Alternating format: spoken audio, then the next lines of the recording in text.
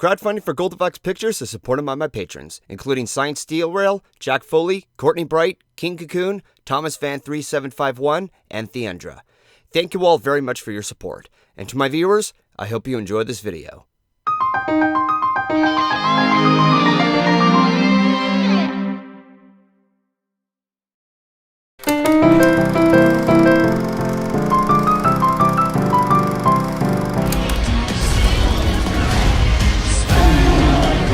You have to evacuate Chicago.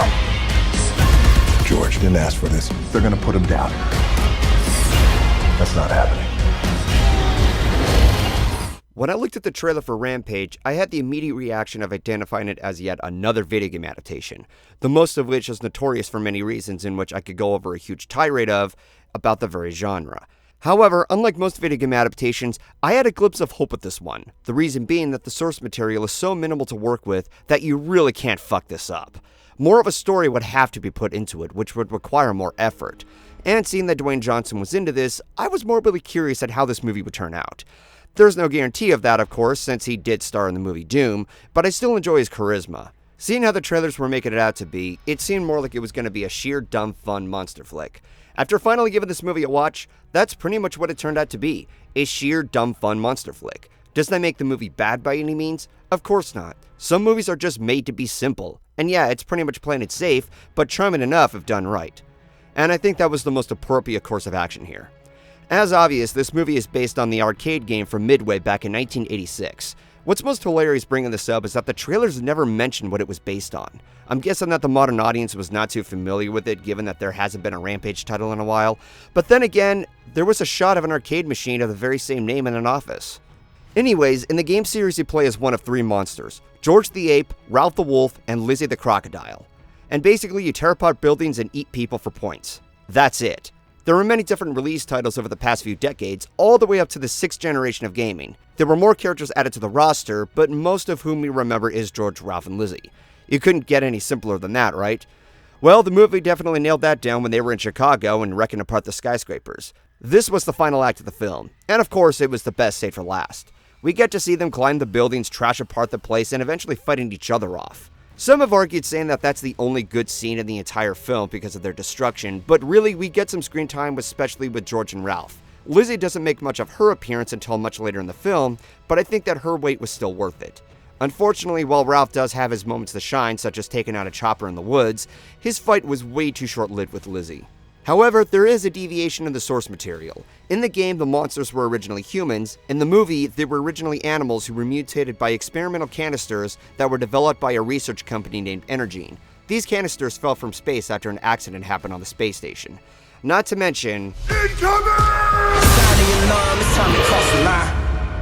Of course, the wolf flies. Yeah, I don't ever recall Ralph having the ability to glide. Maybe it was an ability that was invented in a later installment. I could be wrong. Lastly, this is the only city that is torn apart, whereas most of the game involves tearing apart several cities. At first glance, it's disappointing, but in hindsight, it's not that much of a deal breaker for me either, because most of what is remembered from the game is the very fact that monsters tear apart buildings.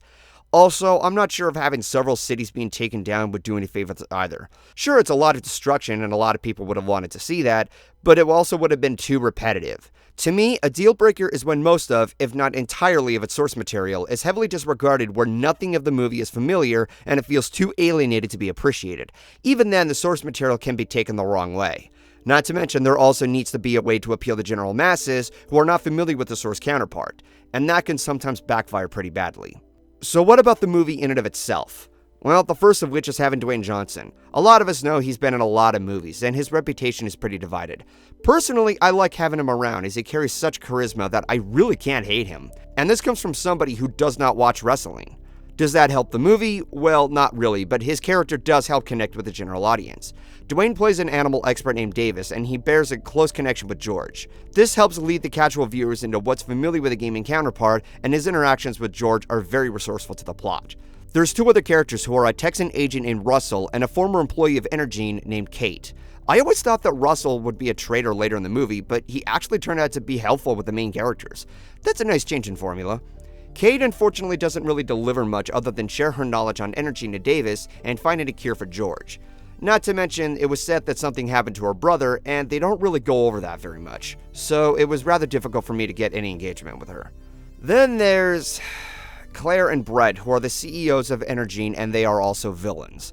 They plan to track down 3 of the monsters to the city so that way they can extract their blood for resources for money. By doing so, they start a frequency signal that attracts their attention. Yep, money over human casualties. There you go. So yeah, Claire and Brett are some of the dumbest and flattest characters I've seen written as villains. They're every bit as what you see from a typical business stereotype, cranked up to 11. Might as well have them wear black capes, mustaches, and top hats.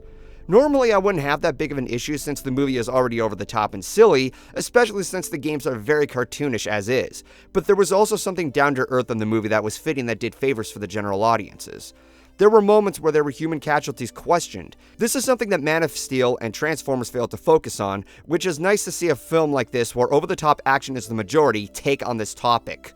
But seeing these two as Saturday morning cartoon cookie-cutter villains were just too uncanny for me to compare the rest of the characters. So for how this movie fares out as a video game adaptation, I think it's decent. Yes, this could have been arguably done better, but as is, I'm rather impressed at how this movie was willing to use its minimal source material. Yes, there are a few deviations, but it doesn't bother me. If it doesn't bother you and you enjoy the Rampage games, you still might enjoy this movie. As a standalone, what you see is what you get, a dumb monster flick. Giant creatures that tear apart buildings, and while it takes time to get to that, there are a couple of good moments with George and Ralph. The middle section gets dull and boring, but after that, it's still worth the wait.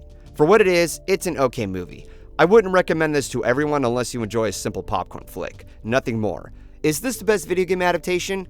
No. My title for that goes to another film in which I gladly plan to review at some point. We're getting closer, though, to breaking that video game adaptation curse. One day that will end. One day.